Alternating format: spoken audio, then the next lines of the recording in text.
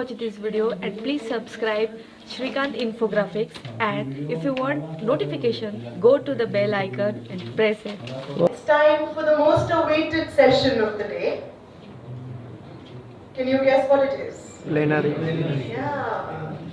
The person who's conducting the plenary today, you've seen him in a different avatar. He's come to you, to your tags, he's come to your focus groups, you've had a chat with him, you know him. But maybe you don't know what I'm going to tell you now. Dr. Simon Borg, our plenary speaker for today, has been involved in English language teaching for 30 years. He's worked as a teacher, lecturer, researcher, and a consultant in a range of international contexts.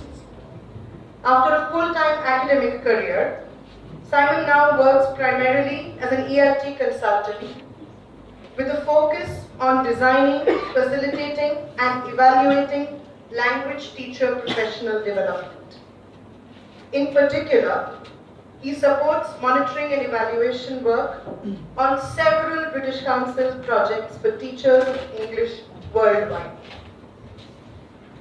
It's time for the most awaited session of the day, the plenary session by Dr. Simon Borg. Over to you, Simon. I'd like to thank Priya for kindly saying this is the most important session of the day. I'm not sure that's the case. I'm looking forward to seeing the presentations that you'll be doing later on, because those are very, very important too. But thank you for the introduction, Priya, and thank you all for coming here today. In this short presentation, I'd just like to reflect a little bit on some of the achievements of TEJAS and to look a little bit ahead to the future as well. You can see from my title, Impact. Impact is looking back at what we've achieved, and sustainability is looking forward to how we keep things going. In terms of what we mean by impact, is a simple way of defining impact, and it relates quite nicely to some of the speeches we heard this morning already. Impact is the lasting or significant changes in people's lives that are brought about by an action or a series of actions. Now, in our case, the action or the series of actions is the project, is TEJAS, and the people's lives we are trying to change are everyone who's been involved in the project in some way. The SAPs, the tech coordinators, the teachers, the learners, schools, parents, even perhaps societies more generally when it comes to English. So one of the key questions for us is, what difference are we making? And also, given my work as a monitoring and evaluation consultant, how do we measure that impact? How do we measure the difference we make?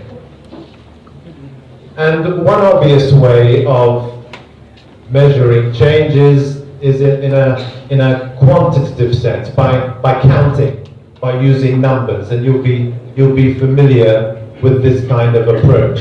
So we can talk about the impact of TEJAS by talking about how many people have been involved.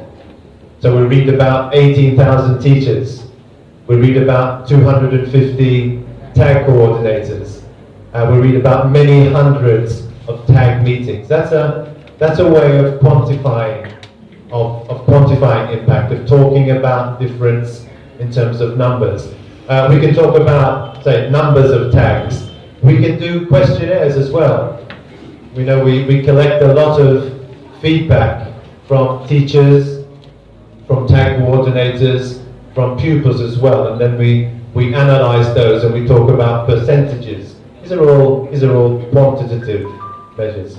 And of course, another way of measuring impact is by going into classrooms and to seeing what teachers are doing and using observation tools to describe that as well. And this is all valuable. This is a valuable source of information about the difference that a project makes. And we were able to talk about the project in numerical terms. And numbers are good. Numbers are helpful because they help us to talk about the breadth of the impact on a large scale. We can look for patterns and trends in the results across districts. We can look at relationships in different variables as well. And we can provide information that is representative about the project, and which is important when it's a big project like TEJAS.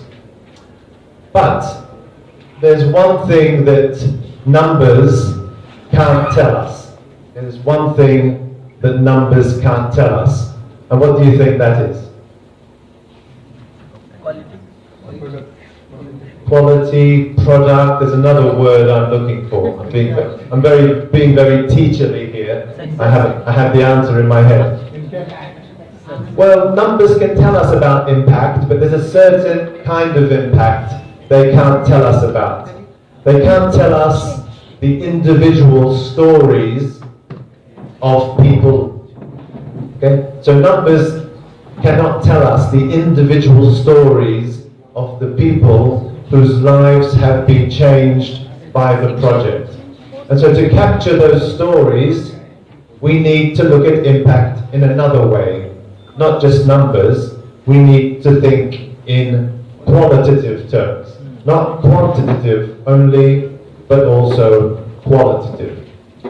And so qualitative information gives us more detailed and more personalized insight into the changes that an educational reform project brings about. And we heard earlier comments in the speeches about the importance of people's personal stories. And that's what I'd like to focus on now. Because as part of TEJAS this year, the team have been working hard to create a collection of case studies. And some of you I know have contributed your story, and the rest of you will be able to read about these stories quite soon, because a book containing these stories will be published quite soon. And let me tell you a little bit about these stories. So in these stories, we've asked different people involved in the project to tell us how they have been changed by their experience of TEJAS. And we've asked lots of different people involved in the project: RA officials, SARPs, coordinators, teachers, and importantly, we've also asked parents. We've also asked parents because they can tell us stories about their children. And we mustn't forget, ultimately, the project is for the benefit of children, ultimately. So it's important that we involve parents as well. Now, I've been able to read these stories already. They haven't been published yet, but I've been able to read them already. And when I read through these stories, there are about 50 of these stories, about 50. When I read these stories, I noticed that there were some common themes in them. There were some common themes which I kept on noticing in the different stories. I'd just like to tell you a little bit about these themes and show you some examples from the stories of what people have said. And these are the 4 themes here. The themes are confidence, motivation, technology, and interaction. These are 4 common themes which kept on appearing in these qualitative stories which you've told us. So let's talk about confidence. Confidence is very important. Okay? And in these stories there were different examples of confidence. There were teachers telling us that they feel more confident speaking English. There were teachers telling us they feel more confident in teaching in an interactive way. TAG coordinators and SARPs telling us they feel more confident using technology. Parents telling us that they notice that their children are more confident. So confidence seems to be a benefit that many different people involved in the project have experienced. Here's one example of a teacher, and I'll read this out to you. The teacher is saying, TEJAS has given my students an opportunity to speak English in class, and they are now more confident. They take risks in speaking English, and the teacher says, my confidence too has soared. So confidence for pupils, confidence for teachers. Here's one from a parent, which I liked very much when I read it. It made me smile. The parent said, once when I came back home from the market, I heard someone speaking in English in our house. I was curious to know if someone from the city has come visiting, but I saw that my daughter was standing in front of the mirror and speaking confidently in English. Wow. That's a nice story, isn't it? This is what I mean. Numbers can't tell us these personal stories. So I think it is important when we're evaluating projects to have the numbers, but also to have this kind of qualitative data as well. And that's a nice story. I say confidence is important because when people are confident, they are more likely to invest effort. If we believe we can do something, we're more likely to try to do it. And the more we try, of course, the more we learn. So there's a clear connection between confidence and learning, and therefore, if TEJAS is improving confidence in teachers and learners, that's certainly a very positive outcome. Okay, the second theme was motivation. Motivation, again, we know motivation is very, very important for learning. And when I read the case studies, when I read these stories, motivation was a theme. It was mentioned again and again and again by parents, by TAG coordinators, and by parents as well. And I'll just show you one example. This is a teacher. And the teacher said, after I shared a video of an activity on the TAG WhatsApp group, many of my colleagues appreciated my effort. 2 teachers from my school who attend the same TAG also tried it successfully in their class. This was very motivating for me. So again, we've got the teacher feeling motivated because her colleagues appreciated her efforts and because her colleagues used her activities in their classes. And again, motivation is really important because we can give people knowledge, but unless they have motivation, they are not going to apply the knowledge. Okay? So there's a clear connection between learning and applying what you learn in the classroom. And motivation is key to that. So once again, if TEJAS has successfully increased the motivation of pupils, of teachers, of coordinators, of TAGs, that is definitely a very, very positive outcome. Technology too. Technology is a key component of TEJAS. Teachers interact online using WhatsApp groups. Teachers have been telling me that they've been sharing their work on YouTube. Some teachers, some coordinators have even created their own YouTube channels. TAG coordinators and SARPs have been using Twitter to communicate. So technology has been a very important and successful part of the project, I think. And when I speak to teachers and coordinators and I ask them, think about 3 years ago and think about now and what's one of the biggest changes, very often technology is the issue they mention. Okay? So here's an example. This one I think was from a SARP who's saying now we use Zoom video conferencing software. Maybe 3 years ago no one knew what Zoom was, but now people know it's software which allows you to talk to people online. Facebook and WhatsApp to create online communities of practice. Teachers across Maharashtra now use technology for regular communication with each other and with students' parents. So technology is also facilitating better communication between teachers and parents, which is also very, very important. So technology, another very important outcome of the project. And of course, when teachers learn about technology, this isn't only useful for teaching English. Technology is a skill that teachers can apply to all aspects of their work. And therefore, TEJAS is impacting not only on the teaching of English, but on teachers' professional competence more generally. The final theme I wanted to mention is interaction. Interaction. Again, interaction is a basic principle in TEJAS, both for teachers and for learners. So for teachers, the idea is that teachers learn more effectively when they learn together and when they learn from one another. And when we talk about children in the classroom, we also believe that they can learn English and any subject really better when they learn it interactively. So interaction is a core principle for TEJAS. And here's one quote from the stories which talks about interaction. And there are many, many examples like this from teachers.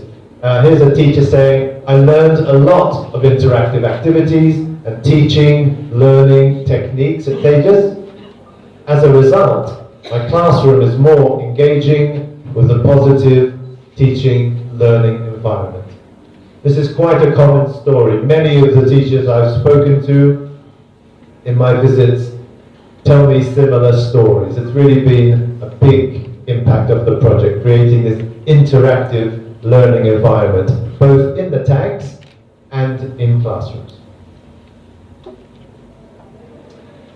So, my key point so far, as I approach a conclusion, is that, of course, in projects like TEJAS, impact evaluation is essential. It's very, very important for us to be able to collect information about the difference we make. Quantitative information, numbers, are valuable. They allow us to talk about impact in certain ways, but they don't show us the stories. Numbers don't show us the personal stories of people who are affected by the project. And therefore it's important to also have these qualitative measures. And that's why these TEJAS case studies, which will be shared with you quite soon, are a very important product, I think, of the project. Now, just to conclude, I'd just like to spend a couple of minutes thinking about sustainability. So there's no doubt that the pilot project has achieved a lot of success in many ways, but as we approach its conclusion, one question people have been asking me this week is, what's going to happen next? And I think there are some concerns. Some people are concerned, are we going to be able to continue? And I'm pleased to hear this morning the reassurances from the education authorities that the support will continue. That's great. But if we think about things that can continue quite easily, I think the online communities, particularly through the WhatsApp groups, they are very well established. And I think that's something that can continue quite easily. I don't see any reason why there should be any trouble continuing that. Teachers like to share their experiences on WhatsApp. Teachers like to talk to each other on WhatsApp. And I think that's something that will continue quite well. I think the greater challenge comes to the physical meetings. That's where the greater challenges will arise in terms of making sure that teachers can continue to meet physically once a month or some regular way. Because although the online interactions are important, I think teachers very much appreciate the face-to-face meetings as well. So one thing that's going to be needed is teachers will need to be able to continue being released from their schools. So this is really a message for schools and for educational authorities that if the tags are going to continue in a physical sense. Teachers need to be released from schools, and therefore school principals need to recognize the importance of this continuing work. A second question I've been asked a lot this week is about resources. TAG coordinators and teachers have been saying, okay, if we continue our meetings, what resources are we going to use? And we've already heard this morning there are resources online which TAG coordinators and teachers can obtain. I think the TAG resource books that the British Council has produced, I don't think anyone has finished all of those, and I think a third resource book is about to be released, so there's materials there. And in my meetings yesterday with the authorities here, I was also told that there is a commitment within RA to also continue producing resources for teachers. So that's a very positive message, one I think that everyone should find reassuring. The third one is support. Support is going to be required as well, continuing support to enable teachers and TAG coordinators to continue to meet. And I guess a key form of support again will be support from the educational authorities, from KPs, extension officers, BEOs. Those are the people whose support will continue to be needed to make things happen. And I guess the last requirement, I think, is acknowledgement. I think in the pilot, tags have had quite a high profile. There's been a lot of publicity, people have been talking about tags, there have been events, there have been publications. One slight danger is that even if tags continue, and there is a danger that they might be slightly forgotten in the 9 pilot districts. So it's important that we think about ways of keeping the profile of tags in the 9 pilot districts high. It's important that the teachers and the TAG coordinators, even if they continue meeting, that they don't feel forgotten. So what can we do? What can we do as a team to make sure that those people continue to be acknowledged? For example, it will be important that every now and then someone visits them to see the work they're doing, because I know it makes them very happy when they have visitors. That's just a small example of what can be done to ensure that their work continues to be acknowledged. But there's no doubt at all in my mind that the pilot project has been successful in many, many ways. Huge impact, I would say, on motivation, on confidence, in relation to technology, in relation to interaction, and in many other ways.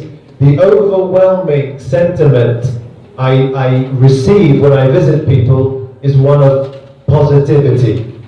Positivity. Everyone I speak to is extremely positive about the project, extremely grateful for the opportunity to be part of the project. I think that provides a very good basis on which the tags in the 9 pilot districts can continue to function in a productive way. So thank you very much.